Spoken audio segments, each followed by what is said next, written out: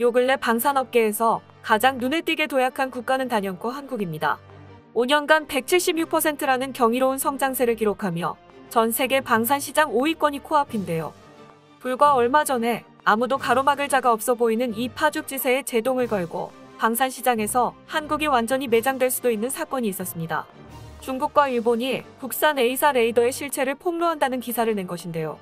이 때문에 FA50을 도입할 예정인 국가들이 큰 충격을 받았다고 합니다. 이번에는 그 사건에 대해 자세히 파헤쳐 보겠습니다. 때는 A사 레이더의 국산화 시기로 거슬러 올라갑니다. 재밍에 강한 면역력을 지니며 중량도 가볍고 신뢰성까지 높은 A사 레이더는 현대화된 4세대 이상 전투기를 만들려면 필수적으로 요구되는 핵심 기술인데요. 대신 그만큼 난이도가 높은 정교한 기술이라서 아무나 만들 수가 없었습니다. 한국의 오랜 동맹인 미국 역시 이런 귀한 몸인 A사를 기술 이전해주는 것까지는 거부했는데요. 이에 한국은 오랜 비원이었던 KF-X, 지금의 KF-21의 개발에 앞서 A사 레이더 역시 국산화하는 데 도전합니다. 하지만 한국이 무기 기술을 획득하는 것을 경계하는 주변국뿐만 아니라 국내에서까지도 그 어려운 기술을 한국이 혼자 힘으로 만들어낼 수 있을 것이라고는 기대하지 않았죠. 하지만 국산 A사 없이 국산 전투기는 어불성설. ADD와 한화는 국내외 누구의 지지도 받지 못하는 상태에서 10년만으로 이 가시밭길을 헤쳐나가기로 합니다. 이 과정에서 신소재 질화갈륨 소자를 채용하고 국내 전투기의 형상에 맞춰 소형화하는 등 개량의 개량을 거듭해서 개발에 착수한 지 불과 4년 만인 2020년에 시제품을 만들어냈죠. 이것으로 한국은 무려 세계 12번째로 A사를 자체 개발한 나라가 되어 이는 한국방산의 전환점과도 같은 사건이었습니다. 문제는 이 국산 A사를 완전히 맨땅에서부터 만들었다 보니 그 성능을 테스트할 시설까지는 미처 만들지 못했던 것인데요. 결국 한국은 이스라엘의 협력으로 테스트를 진행하는 방침을 잡습니다.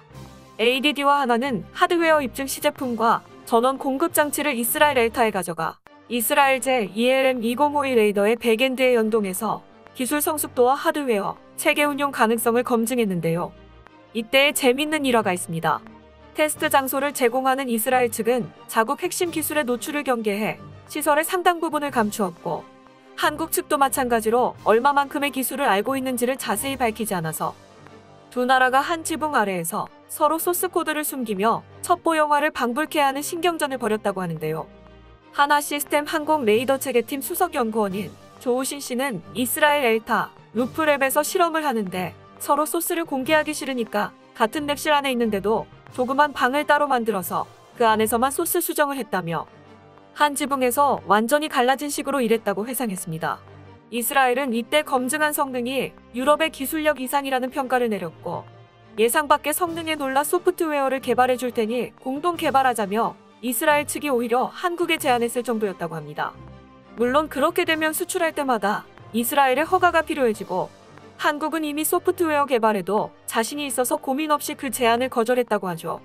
그런데 최근 KF-21이 초도 비행에 성공하자 KF-21뿐만 아니라 그 안에 들어간 국산 기술들에 대한 관심도 높아졌고 따라서 A사 역시 덩달아 많은 조명을 받기 시작했는데요. 국내외의 수많은 언론이 이 A사 레이더에 대해 이스라엘과 협력해 개발했다라는 모호한 표현으로 보도를 했고 협력의 구체적인 범위를 알 수 없으니 이는 상세한 내막을 모르는 사람들에게는 이스라엘의 기술 지원이 있었다는 뉘앙스로 읽힐 수도 있었습니다. 그리고 얼마 뒤엔 한 유대계 잡지의 기사에 유럽이 이스라엘의 적성국에 판무기 때문에 이스라엘이 고생을 했으니 이스라엘은 유럽 방산의 경쟁국인 한국에 A사 레이더 개발에 협력해서 되갚아줬다는 내용이 실렸죠. 그리고 결정적으로 몇몇 외신이 한국이 만든 A사 레이더의 시제품 사진을 두고 전혀 다르게 생긴 이스라엘의 레이더 ELM2052라고 말하는 심각한 오보를 해서 결국 KF-21에 A사는 이스라엘제라는 루머가 전 세계적으로 빠르게 퍼져나갔습니다.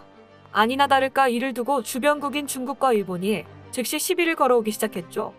한국이 A사와 KF-21의 국산 화율을 조작했다는 것입니다. 이들은 이러한 내용의 기사를 언론에서 대대적으로 보도하며 한국을 깎아내리기 바빴는데요. 일본에서는 KF-X는 국내 개발한 A사를 탑재한다고 했지만 거짓이었고 한국은 해외 A사를 구입한 사실을 들켰다는 보도를 냈고 일본인들 역시 이런 기사에 핵심적인 기술을 극복하지 못해 이스라엘에 전부 떠넘긴 것인가, 언제나 그대로의 한국 두 회사가 협력했다고 해도 개발하는 건 무리였을 것이다. 한국이 A사 레이더를 만들 수 있을 리가 없었다. 하지만 일본은 F2에 국산 A사를 탑재하고 있다 등 눈살이 찌푸려지는 댓글을 수도 없이 달았죠. 중국도 마찬가지였는데요. 중국에서도 이스라엘제 레이더가 KF-21의 국산 화유를 떨어뜨린 주범이라고 지목하는 보도를 냈고 아예 A사로 이스라엘 제품을 사와서 달았다는 주장을 했습니다. 한국이 기술 보고에 민감한 기술의 개발에 있어 외국 기업은 자문만을 제공했다는 문장을 의도적으로 추가한 것으로 보아 국산 화유를 캥기는 구석이 있는 것이 아니냐는 것이었죠. 중국인 네티즌들도 이에 동조하며 나는 한국의 기술 통합 능력이 있다고 보지 않는다. 일본에서도 이걸 만들려고 고생했는데 기초 전자회로, 전력 공급, 방열, 전자기 호환, 백엔드의 각종 알고리즘, 네트워크 등 해결해야 할 문제가 너무 많았다. 한국이 그걸 4년 만에 할 수 있다는 건 말이 안 된다며 반응했습니다. 이들의 주장은 정확한 사실관계는 모르면서 아무렇게나 내뱉은 것이지만 만약 이러한 인식이 퍼지게 될 경우 KF-21과 한국 방산업계는 상당히 곤란해질 수도 있었습니다. 개발한 무기의 실제 스펙을 조작했다는 꼬리표가 달릴 뿐더러 외국의 기술이 들어갔다는 인식이 박혀버리면 그 나라와 척을 지고 있는 적성국한테는 무기를 수출하기가 사실상 불가능해지기 때문이죠. 한국은 그러한 이유로 수출 사업에 실패하고 고배를 마신 적이 있었기 때문에 이는 아주 골치 아픈 일이었습니다. 한국은 지난 2019년에 아르헨티나의 경전투기 FA-50을 수출하는 사업을 추진했으나 결국 좌절된 적이 있었는데요. 영국이 자국 마틴 베이커사의 사출 좌석이 FA-50에 탑재된 것을 빌미로 아르헨티나 수출을 문제 삼은 것입니다. 영국과 아르헨티나는 포클랜드 전쟁 때문에 감정의 골이 매우 깊어 지금까지도 앙숙인데요. 영국이 적국인 아르헨티나의 전투기를 판매하는 것은 용납하지 않겠다며 거부권을 행사한 것입니다. 지금도 아르헨티나는 미국의 중고 F-16, 인도의 테자스, 심지어는 중국의 JF-17까지 전투기 도입을 위해서 백방으로 뛰고 있지만 영국의 사출 좌석이 워낙 범용적으로 쓰이다 보니 영국의 방해를 피해가기가 쉽지 않은 상황이라고 하죠. 미국조차 아르헨티나가 적어도 중국의 전투기를 사는 일은 없도록 F-16을 판매하기 위해서 영국을 설득하고 있다고 합니다. 이런 식으로 무기 시장에는 적성국의 기술력이 한 방울이라도 섞이면 그 나라로의 수출길이 거의 막혀버리는 특성이 있습니다. 만약 한국의 A사 레이더에 이스라엘 기술이 들어갔다면 이러한 상황이 재현될 수도 있었던 것이죠. A사 레이더는 KF-21을 위해서 개발되기는 했지만 무궁무진한 활용이 가능한 기술이기 때문에 한국산 무기에 폭넓게 적용될 예정입니다. 그런데 이 A사 레이더가 국산이 아니라고 한다면 한국산 무기 대부분의 수출길이 막혀버릴 가능성도 있었습니다. 하필이면 이스라엘의 적성국은 한두 곳이 아닌데요. 역사적 특성, 민족적 특성 때문에 주변 아랍권 국가들과 전부 사이가 나쁩니다. 몇몇 아랍권 국가들은 이스라엘을 국가로 인정하지도 않을 정도죠.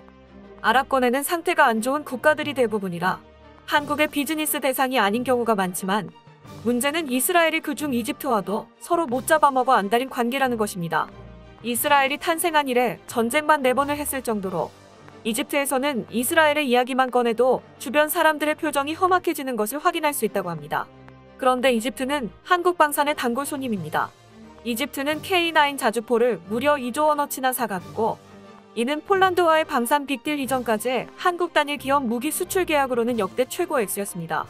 이집트가 내년 도입을 목표로 진행 중인 훈련기 도입 사업에서 선정될 유력한 후보가 한국의 FA-50이기도 하죠. 최근에는 한국 공군의 특수비행팀 블랙이글스가 FA-50의 원형인 T-50B를 타고 다름 아닌 피라미드의 상공에서 에어쇼를 펼치며 한국과 이집트의 방산 협력은 더욱 돈독해질 것으로 보였는데요. FA-50은 폴란드 수출 후 개량되는 블록20에서 A사 레이더를 탑재할 예정이었던 바 이스라엘이 A사의 기술을 제공했다는 인식이 더 퍼졌다가는 여태까지 이집트와 쌓아온 관계가 전부무로 돌아갈 수도 있었습니다. 이집트는 KF-21의 양산이 시작되면 도입받기 위해 이미 줄 서서 기다리고 있는 잠재 고객이었던 만큼 이 문제로 이집트와 틀어지게 되면 한국은 또다시 뼈아픈 실패를 맛볼 수도 있었죠. 하지만 앞서 좋으신 연구원의 증언처럼 실상 이스라엘의 철저한 기술 엄폐로 A사에 들어간 이스라엘 기술은 단 한 가지도 있을 수가 없기 때문에 한국은 근거 없는 유언비어 때문에 억울한 상황. 결국 참다 못한 방위사업청이 직접 나서서 이 엉터리 루머를 바로잡습니다. 방위사업청은 이스라엘의 엘타사가 협력한 업무는 A사 레이더 체계 개발과는 별도로 하드웨어 입증 시제품에 대한 기술 입증을 지원하는 것과 일부 부족한 레이더 시험 평가 기술을 지원하는 것이었다고 밝혔으며 그 상세한 항목까지 공개해버렸습니다. 이 때문에 사실관계를 모르고 한국에 대한 이유 없는 증오를 내뱉던 일본과 중국의 네티즌들은 입이 10개라도 할 말이 없어진 상황. 그들의 희망사항과는 다르게 한국의 기술력은 상상 이상으로 뛰어났던 것이죠. 한국의 방산 기술자들은 지금 이 순간도 이렇게 압도적인 기술력으로 세계 최강의 무기를 만들기 위해 밤낮 없는 노력을 거듭하고 있습니다. 앞으로도 한국이 전 세계 어디에 내놓더라도 부끄럽지 않을 명품 기술을 개발해내길 기대해보겠습니다. 끝까지 시청해주셔서 감사합니다. 도움이 되셨다면 좋아요를, 다른 이야기도 궁금하시면 구독을 눌러주세요.